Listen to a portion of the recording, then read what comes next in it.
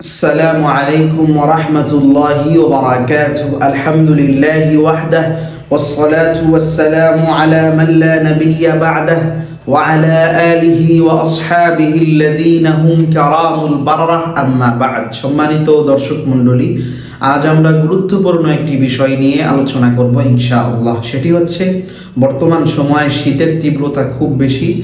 এই সময় আমরা কমবেশ চামড়ার মোজা পরিধান করে থাকি। তো চামড়ার মোজার উপর মাসাহ করার একটি বিধান রয়েছে ইসলামে। সেই বিধানটি সম্পর্কে আমরা একটু সংক্ষেপে কিছু কথা বলবো ইনশাআল্লাহ। চামড়ার মোজার উপর মাসাহ করলে, একবার যদি চামড়ার মোজা পরিধান করি তাহলে কতদিন পর্যন্ত মাসাহ করতে পারবো, সেই বিষয় আমরা হানাফি মাযহাবের মতামত উল্লেখ করব। একটি বিষয় লক্ষণীয়, এখন আমি যা বলবো সেটি হচ্ছে হানাফি মাযহাবের মত, অর্থাৎ ইমামে আজম আবু হানিফা রহমতুল্লাহ আলাইহির মত। এক নম্বরে যেই বিষয়টি আমাদের জন্য জানা আবশ্যক সেটি হচ্ছে মাসাহ শব্দের শাব্দিক অর্থ কী। মাসাহ এটি আরবি শব্দ, যেটি বাবে ফাতাহা ইফতাহ থেকে, যার শাব্দিক অর্থ হচ্ছে ইমরারুল ইয়াদি আলা শাইই, কোনো জিনিসের উপরে হাতকে বুলানো, হাত বুলাইয়ে দেওয়া, মাসাহ করা, স্পর্শ করা, মর্দন করা, এটি হচ্ছে আবিধানিক অর্থ। মাসাহ শব্দের পারিভাষিক সংজ্ঞা হচ্ছে, অর্থ হচ্ছে হুয়া ইসাবাতুল বাল্লাতি বিখুফিন মখসুসিন ফি ওয়াক্তিন মখসুসিন বিতরিকিন মখসুসিন, অর্থাৎ নির্দিষ্ট সময়ে নির্দিষ্ট নিয়মে হাতকে মোজার উপর মাসাহ করা, এটি হচ্ছে মাসাহের পারিভাষিক সংজ্ঞা। এখন আসি আমরা মাসাহ করি হচ্ছে মোজার উপরে। মোজার আরবি শব্দ হচ্ছে খুফুন, একটি এক বচন, যার বহু বচন হচ্ছে খিফাফুন। খুফুন যার বহু বচন হচ্ছে খিফাফুন বা আখফাফুন, যার শাব্দিক অর্থ হচ্ছে পাতলা, হালকা, অর্থাৎ একটি জুতার তুলনায় মোজাটা অতি পাতলা, যেটি পায়ের উপরে রাখা হয়, যার কারণে এর নামকরণ করা হয়েছে খুফুন। এই মোজার অন্য একটি আরবি নাম আছে হিজাবুন, অর্থাৎ যেটি ঢেকে রাখে, পাকে এই মোজা ঢেকে রাখে, এটি হচ্ছে। তো এই খুফুনের উপর আলমাসহু আলাল খুফাইন, মোজার উপরে মাসাহ করা পরে আমরা কতদিন পর্যন্ত, মোজা পরিধান করার পরে কতদিন পর্যন্ত আমরা মাসাহ করতে পারবো, এটি নিয়ে আলোচনা।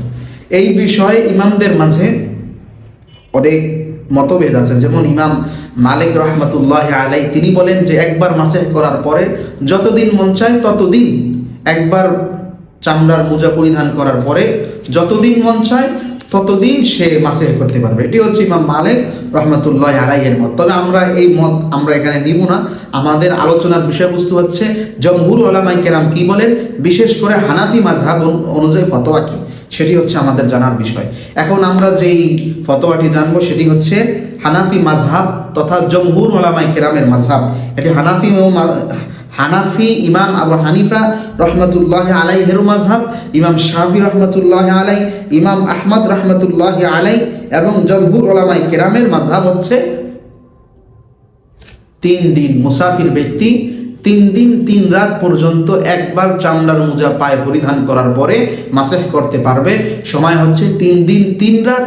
আর যে ব্যক্তি মুকিম অর্থাৎ মুসাফির না, যে ব্যক্তি ভ্রমণরত অবস্থায় না, যে ব্যক্তি নিজের বাসায় আছে, যে ব্যক্তি যার নিজ কর্মস্থলে আছে, অর্থাৎ মুকিম, যাকে ইসলামী পরিভাষায় ফিকহি পরিভাষায় মুকিম বলা হয়, সে ব্যক্তি 1 দিন 1 রাত একবার চামড়ার মোজা পরিধান করার পর মাসাহ করতে পারবে। এটি হচ্ছে সময়সীমা।